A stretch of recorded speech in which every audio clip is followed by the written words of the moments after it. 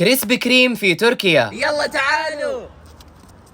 يتميز كريسبي كريم في تركيا بالكشكات الصغيرة وموجود في أغلب المولات. كشك صغير ولكن الأصناف كثيرة، أنواع وأشكال من الدونات، وصراحة تحتار إيش تختار، والأسعار جدا مناسبة، ومن كثر ما إنه رهيب تلقى عليه الزحمة من الأتراك ومن السياح، وكانت تجربة وشكلها حتصير إدمان.